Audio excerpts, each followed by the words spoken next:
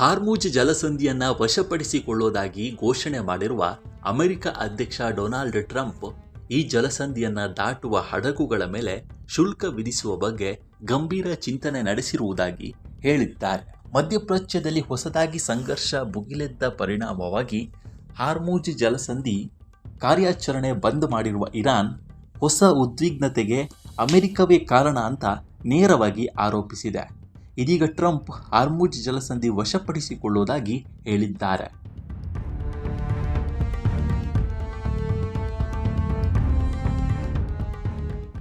Fox and friends ಜೊತೆ ಮಾತನಾಡಿದ Donald Trump, ನಾವು ಜಲಸಂಧಿಯನ್ನು ವಶಪಡಿಸಿಕೊಳ್ಳುತ್ತಿದ್ದೇವೆ. ನಾವು ಇರಾನಿಯನ್ನರಿಗೆ ಏನನ್ನೂ ಉಳಿಸುವುದಿಲ್ಲ. ಇರಾನ್ನಿಂದ ಬಂದ ಬೆದರಿಕೆಯನ್ನು ಅಮೆರಿಕ 47 ವರ್ಷಗಳ ಹಿಂದೆಯೇ ಪರಿಹರಿಸಿತ್ತು. ನಾನು ಆಗ ಆ ಕೆಲಸ ಮಾಡಿಲ್ಲ, ಈಗ ಮಾಡ್ತಾ ಇದ್ದೇನೆ ಅಂತ ಹೇಳಿದ್ದಾರೆ. ಇರಾನ್ ನಾಯಕರು ಅಮೆರಿಕದೊಂದಿಗೆ 11 ಗಂಟೆಗಳ ಸುತ್ತಿನ ಮಾತುಕತೆಯಲ್ಲಿ ಭಾಗವಹಿಸಿದ್ದರು. ಈ ಸಂದರ್ಭದಲ್ಲಿ ನಮ್ಮ ಎಲ್ಲ ಷರತ್ತುಗಳಿಗೆ ಅವರು ಒಪ್ಪಿಕೊಂಡಿದ್ರು. ಆದರೆ ಈಗ ಮಾತಿಗೆ ತಪ್ಪಿ ನಡೀತಾ ಇದ್ದು ಅಮೆರಿಕ ಅವರಿಗೆ ಭಾರೀ ಪೆಟ್ಟು ಕೊಡಲಿದೆ. ಹಾರ್ಮುಜ್ ವಶಪಡಿಸಿಕೊಳ್ಳುವಿಕೆಯಂತಹ ಪೆಟ್ಟುಗಳಲ್ಲಿ ಒಂದು ಎಂದು ಡೊನಾಲ್ಡ್ ಟ್ರಂಪ್ ಗುಡುಗಿದ್ದಾರೆ.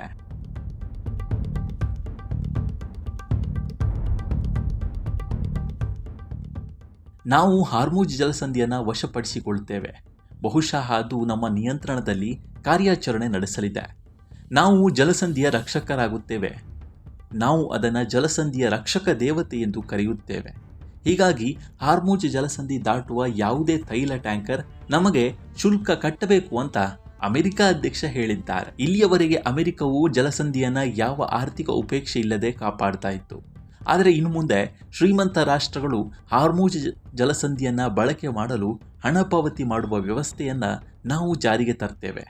ನಮ್ಮ ಜನರನ್ನು ಅಪಾಯಕ್ಕೆ ಒಡ್ಡಿದ್ದಕ್ಕಾಗಿ ಆದ ವೆಚ್ಚವನ್ನು ಮರುಪಡೆಯಲು ನಾವು ನಿರ್ಧರಿಸಿದ್ದೇವೆ ಅಂತ ಟ್ರಂಪ್ ಹೇಳಿದ್ದಾರೆ.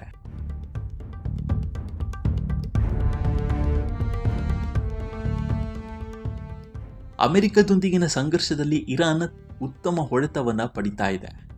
ಇರಾನ್ನ ನೌಕಾಪಡೆ, ವಾಯುಪಡೆ ಮತ್ತು ಕ್ಷಿಪಣಿ ಸಾಮರ್ಥ್ಯಗಳು ಬಹುತೇಕ ನಾಶವಾಗಿವೆ. ಹೋರಾಟದ ಸಮಯದಲ್ಲಿ ಇರಾನ್ ತನ್ನ ಅನೇಕ ಉನ್ನತ ನಾಯಕರನ್ನು ಕಳೆದುಕೊಂಡಿದೆ. ಮುಂದೆಯೂ ಅವರಿಗೆ ಹೊಡೆತ ನೀಡಲಿದ್ದೇವೆ ಅಂತ ಡೊನಾಲ್ಡ್ ಟ್ರಂಪ್ ಘೋಷಣೆ ಮಾಡಿದ್ದಾರೆ. ಒಟ್ಟಾರೆ ಯುದ್ಧ ಇನ್ನೂ ಕೂಡ ನಿಂತಿದ್ದ ಯುದ್ಧ ಮಾತುಕತೆಯಿಂದ ಮತ್ತೆ ಪ್ರಾರಂಭವಾಗಿದೆ.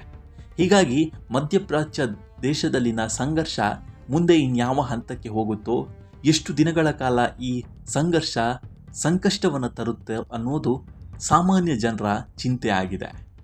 ಕೇವಲ ಮಧ್ಯಪ್ರಾಚ್ಯದಲ್ಲಿನ ಸಂಕಷ್ಟ ಅಲ್ಲಿನ ದೇಶಗಳಿಗೆ ಮಾತ್ರವಲ್ಲದೆ ಇಡೀ ಜಗತ್ತಿನ ಎಲ್ಲ ದೇಶಗಳಿಗೂ ಹೊಡೆತವನ್ನು ಕೊಡುತ್ತಾ ಇದೆ.